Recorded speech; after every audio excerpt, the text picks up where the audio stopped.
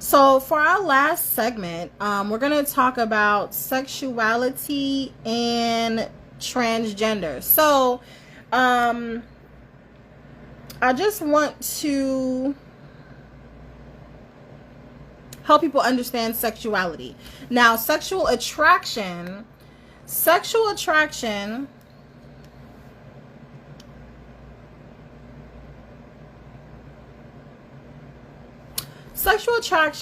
what is sexual attraction versus what is trans identity? So that's why a lot of times what we may find confusing is when someone doesn't feel like they're assigned sex at birth, when they do not feel like that and they decide to transition.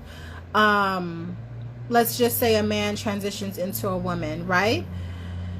We are confused if he doesn't decide to date men, because it's like, if you're a woman, then why is it that you don't want to date men? Now, every trans person does not date the opposite sex or the sex in which they transitioned from, if that makes sense. Sometimes they date the same sex that they transitioned to.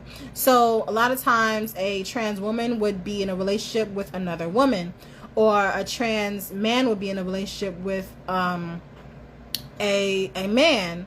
So this may be confusing to some people, but it's not so much confusing once you understand that sex and gender expression are two separate things. So because sex has to do with your chromosomal makeup, your biology, your anatomy, and your gender expression is the amount of masculine or feminine qualities that you have or that you express. So it's either your masculine dominant in your energy or your feminine energy dominant. So that can be expressed in any particular avatar or any container. So when it comes to trans identity, it's exactly what physiologists call it, or psychologists. They call it a condition where it is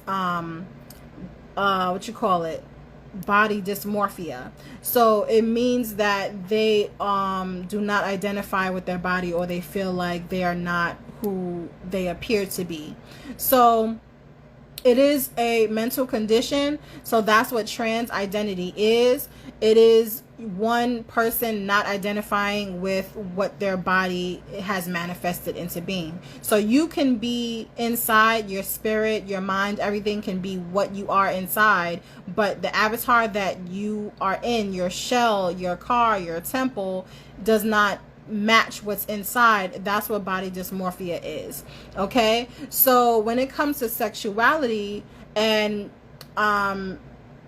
who they're attracted to, or who anyone is attracted to, you're basically attracted to what would make you feel more complete, energetically complete. So most times when a person is attracted to someone, it's more so an energetic attraction. So it's more like magnets. So positive and negative would match up in order for something to have a spark. So that means that you would pretty much be more attracted to the opposite of the energy that you're expressing. So if you are 80% energetically masculine dominant with 20% feminine energy, then you would be attracted to 80% feminine dominant person with 20% masculine energy. And once you put that together, it's just like batteries, it would work. So that's pretty much that's what explains attraction. Attraction is like batteries, positive and negative working together like that. So that's pretty much how you can understand it. But when it comes to us expressing that outwardly, most people may not be able to see it, but it's something that you would feel, and it would make more sense when you think about it energetically and not when you think about it by sex. Okay, so hopefully we get that. But so when we talk about the identity of God, or God's gender, right? God's gender, just like our gender, gender expression or our sex or whatever, like they said in the book, it is a cosmic order in which things happen, right? So we can basically look at the law of correspondence, right? So as above, so below, and look at what I like to do is compare it to the path of consciousness, compare it to the water cycle, right? Compare the path of consciousness to the water cycle. So in school you have learned about the water cycle, right? And you understand that from the ocean the water evaporates, goes up into the atmosphere, and then so now it's water vapor. That's vapor. So now it's going up, it's vapor, right? And then from vapor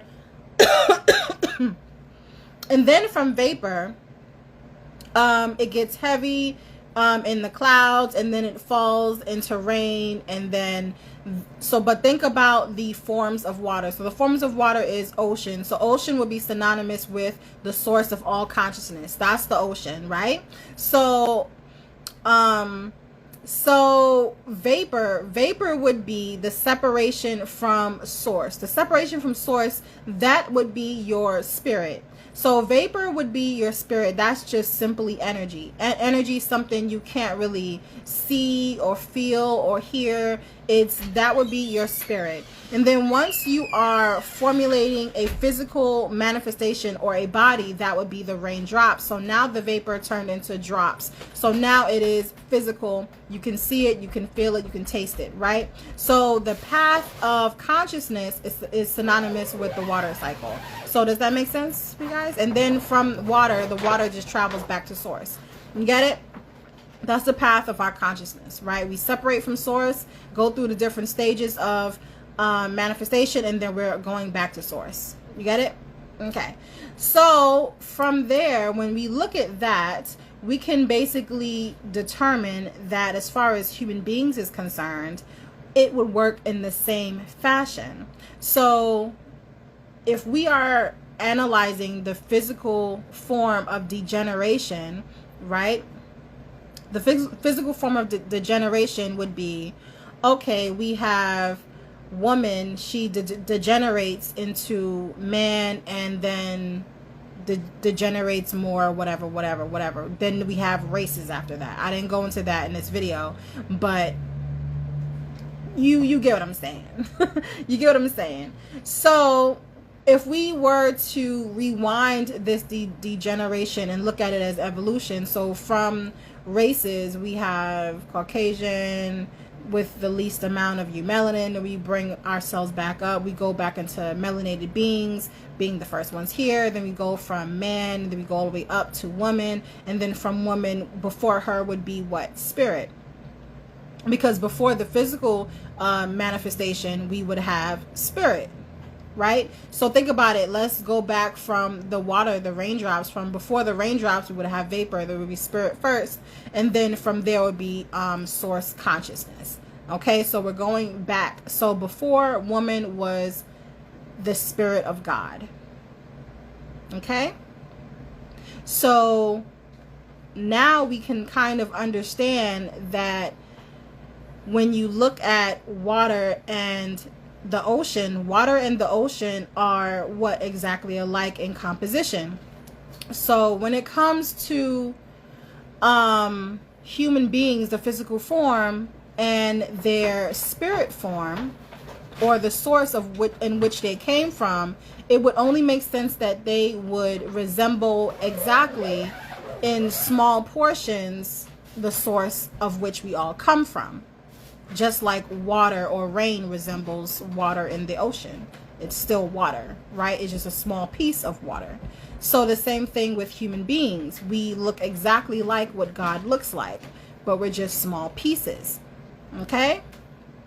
Does that make sense? Are we getting it? You got it?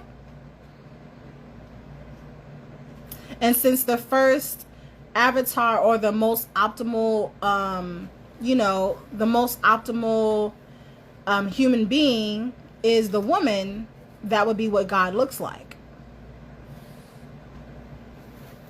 That would be exactly what God looks like, because why would you look at the most degenerated part of the human being to think that that's what God looks like. That doesn't make sense. You know? Why would God be underdeveloped? You know what I'm saying? That wouldn't make sense. So now that we know this and we understand this, you know, we kind of have to take a look at all of the man-made religions and kind of look at it with a side eye, like, what y'all talking about?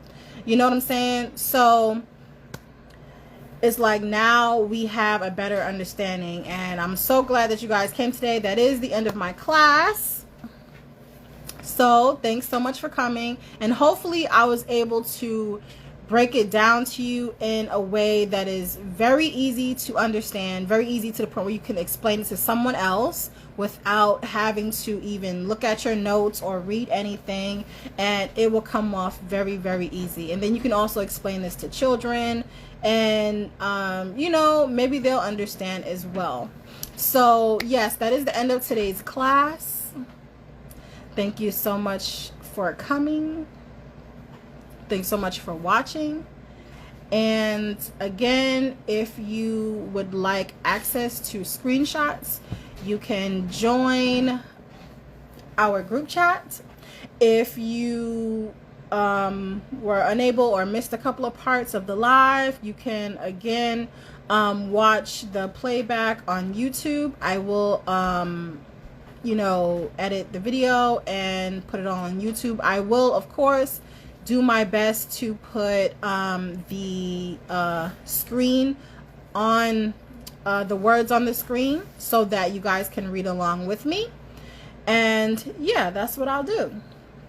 So thanks so much, and you guys enjoy the rest of your day. Remember, much love, and don't forget to worship the Yoni.